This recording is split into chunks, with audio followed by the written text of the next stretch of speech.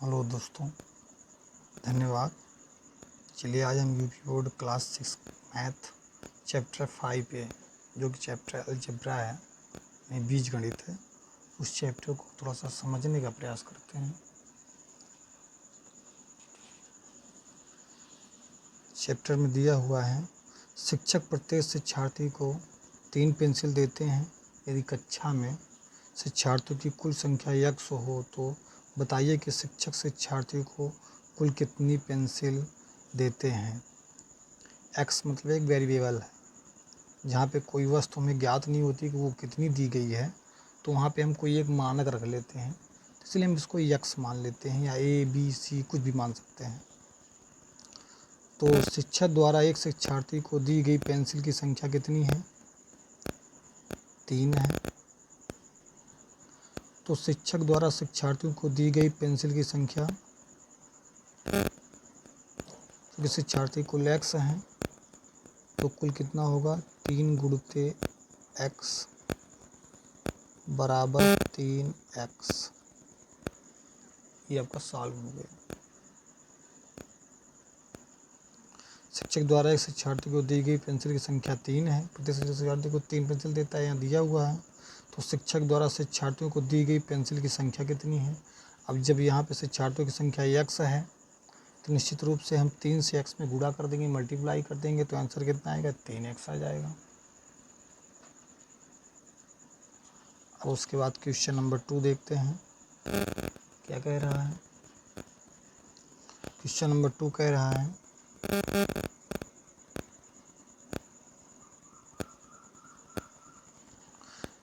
अपनी उत्तर पुस्तिका पर रिक्त स्थानों में संख्याओं की जगह कोई बीज लिखिए और बताइए कि उसका प्रयोग किस संख्या के लिए किया गया है। मतलब आपको कोई वेरिएबल लिखना है। जैसे यहाँ पे देखिए पहला सवाल दिया हुआ है,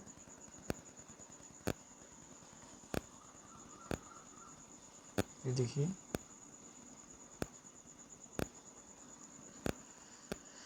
यहाँ पे पहला सवाल है 12 + 5 = 17। तो यहाँ पे हम एक कोई राशि रख लेते हैं, x + 5 = 17। तो यहाँ पे आपको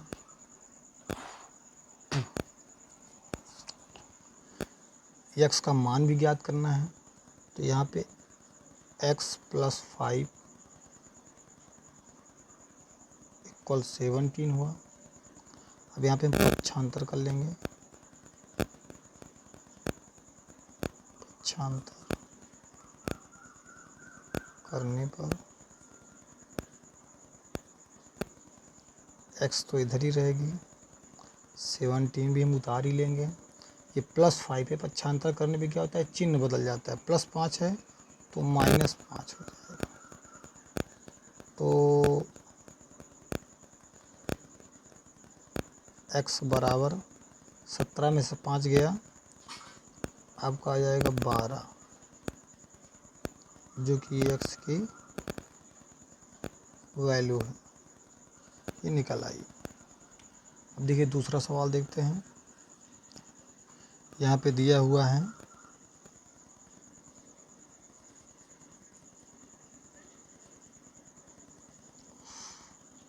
14 - 10 = 30। अब 14 यहाँ पे हम कोई एक वेरिएबल रख लेते हैं, x रख लेते हैं।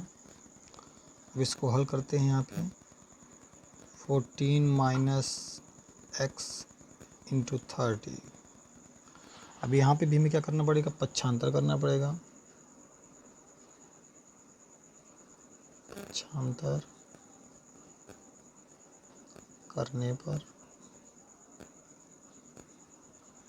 करने पर यही क्या होता है कि आपका जो है, जो संख्या दाएं से लेफ्ट से राइट से लेफ्ट लेते हैं, उसमें चिन्ह परिवर्तन हो जाता है। जैसे यहाँ पे देखिए हमने क्या किया, -x लिख लिया। ये 30 है तो यहाँ पे 30 लिख देंगे। अब ये 40 जो है, इसके साइड में कोई चिन्ह नहीं है, तो मान लीजिए प्लस का चिन्ह छिपा होता है, तो ये इधर जाएगा तो उसका चिन्ह बदल जाएगा, -40 हो जाएगा। क्या जाएगा? -40। यहाँ पे -x है ही। अब यहाँ पे +30 ये भी है और ये -40 है, तो इसका मतलब क्या होगा कि जिसके अंक अधिक होंगे वही बचता है। मान लिया जाए कि माइनस का मतलब होता है कर्जा होता है, यानी लोन लेना। तो हमने 40 रुपये लोन लिए हैं और 30 रुपये हमने उस पे कर दिए, तो फिर भी हमारा लोन जो है वो 10 रुपये बच जाएगा। अब यहाँ पे क्या होगा कि ये माइनस से माइनस कट जाएगा डिवाइड्स में, तो x बराबर क्या आएगा, 10 आएगा। यही आपका आंसर हो जाएगा। अब तीसरा सवाल देख लेते हैं, तीसरा क्वेश्चन नंबर 3। इसमें क्या लिखा हुआ है, इसमें लिखा है 4 × 6 = 24।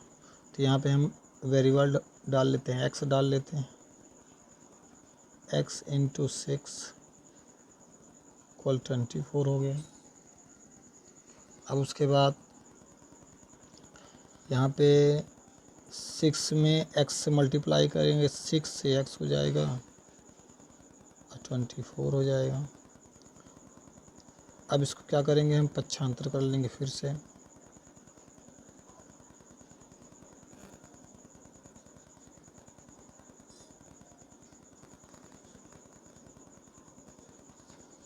अब यहाँ पे x है, अच्छा पक्षांतर करेंगे तो ये यहाँ पे गुणी छिपा होता है ना, तो ये डिवाइड में हो जाएगा, यानी 6 से डिवाइड देने लगेंगे। 6 4 जा 24 हमने काट दिया, 6 1 जा 6, 6 4 जा 24। तो x बराबर क्या आ गया, 4 आ गया। यही आपका आंसर हो गया। अब उसके बाद हम जो है क्वेश्चन नंबर इसका 4th देख लेते हैं।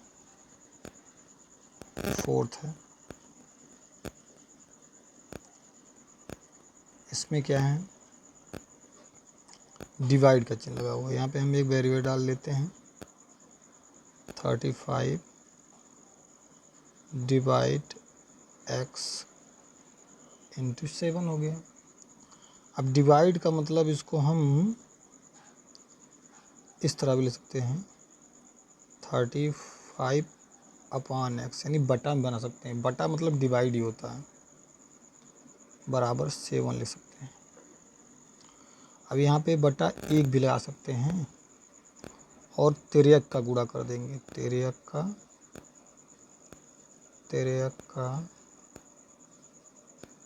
गुणा करने पर। 13 का गुणा क्या मतलब होता है, 13 का गुणा का मतलब होता है कि यहाँ के ये जो है अंश से हर में गुणा होता है और इसका जो है हर से अंश में गुणा होगा। तो हम 35 से 1 में गुणा करेंगे, 35 गुणते 1, और x का 7 से गुणा करेंगे, x गुणते 7। थोड़ा सा हमने ये x वाले पद हमको पहले लेना चाहिए था। तो 7 में x से गुणा करेंगे तो 7x हो जाएगा, और 35 से गुणा करेंगे तो 35 हो जाएगा। फिर इसके बाद क्या करेंगे, हम पक्षांतर कर लेंगे, पक्षांतर करने पर जब इसका पक्षांतर करेंगे तो क्या होगा कि x बराबर 35/7 हो जाएगा, और 7 × 7, 7 × 35 काट दिए, x बराबर 5 निकल आया, जो कि हमारा आंसर है। अब अगला सवाल हम देख लेते हैं, क्वेश्चन नंबर 3।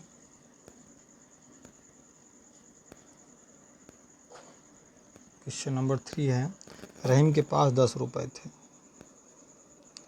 तो लिख देना है, रहीम के पास थे बराबर 10 रुपए। उसने रजिया को कुछ रुपए दे दिए। माना उसने रजिया को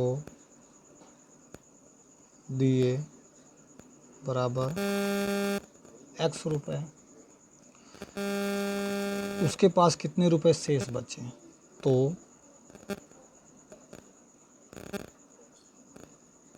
उसके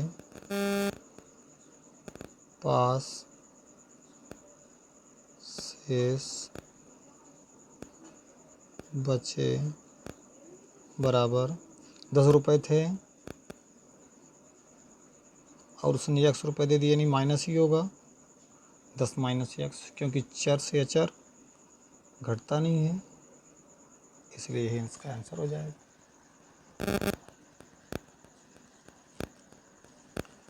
अब जो है हम लोग क्वेश्चन नंबर 4 देखते हैं। एक बगीचे में कुछ पेड़ थे, माना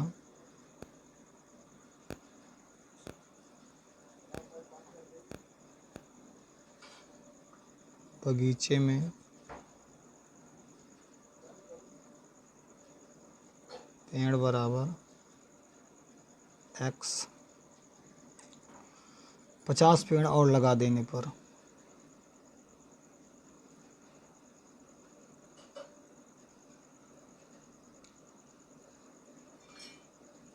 और पेड़ लगाए गए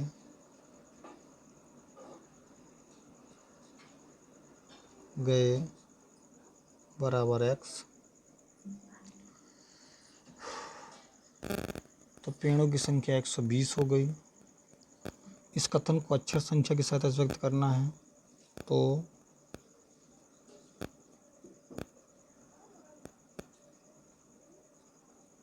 पेड़ों की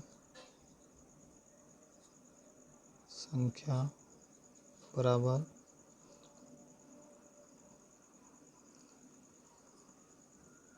120, 50 पेड़ थे।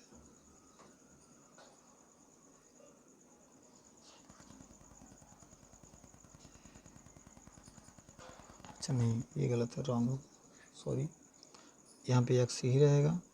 और पेड़ लगाए गए, 50 पेड़ लगाए गए, यहाँ पे 50 रहेगा, तो पेड़ों की संख्या कितनी हो गई, 120 हो गई। अब इस कथन को अक्षर संख्या के साथ व्यक्त करते हैं। इस कथन को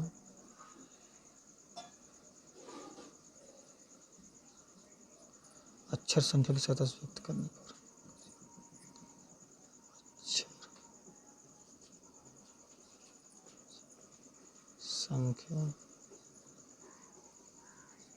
के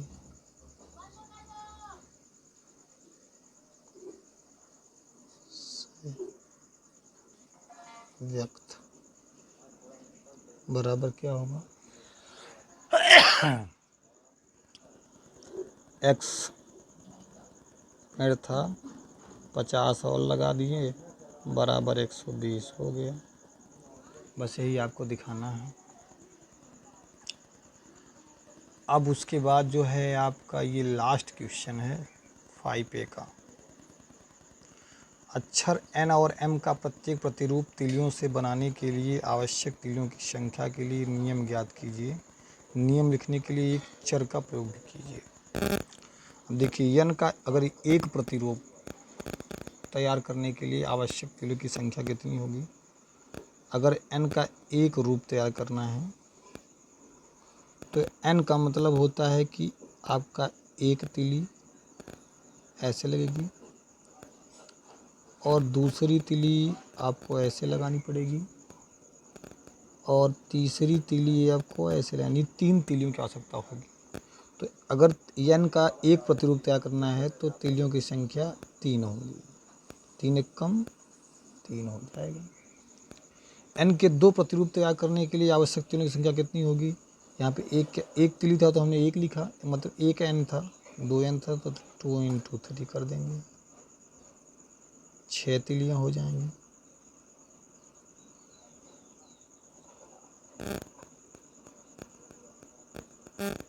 यहाँ पे 6 तिलियाँ लिख सकते हो।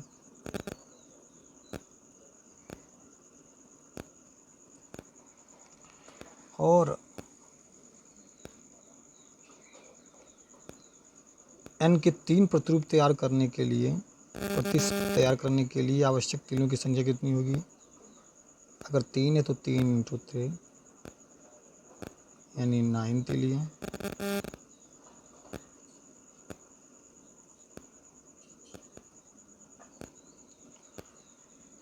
इसी प्रकार यदि n के n प्रतिरूप तैयार करने हो तो, यानी इस प्रकार यदि n के n प्रतिरूप तैयार करने हो तो क्या करना पड़ेगा? n यहाँ पे लिख देना पड़ेगा, n × 3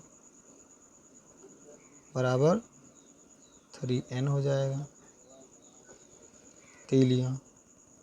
अब n का मतलब यहाँ पे हम कुछ भी, जितना भी आप चाहें उतना उतने आप जो है n तैयार कर सकते हैं।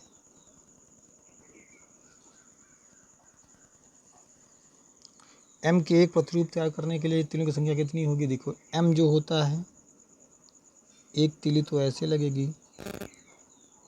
और दूसरी तीली ऐसे, तीसरी तीली आपको ऐसी लगानी पड़ेगी और चौथी तीली ऐसे, यानी 4 तीलियाँ आपको लगानी पड़ेगी m का प्रतिरूप तैयार करने के लिए। तो अगर एक प्रतिरूप बनाना है तो 1 × 4 बराबर 4 तीलियाँ।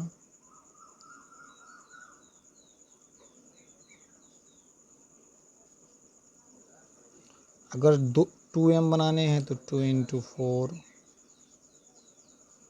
8 तीलियाँ।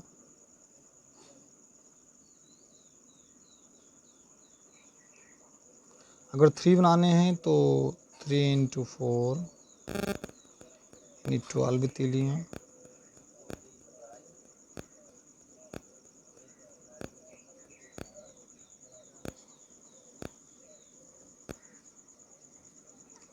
इसी प्रकार ये m के n प्रतिरूप बनाने हैं तो क्या करोगे?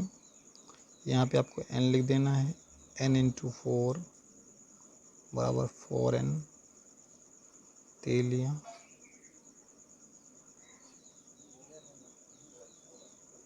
मैं आशा करता हूँ कि आपको जो हमने 5A पढ़ाया है कि बोर्ड क्लास 6 का चैप्टर 5A आपके समझ में आ गया। धन्यवाद। आप 5B को हम अगले वीडियो में पढ़ेंगे।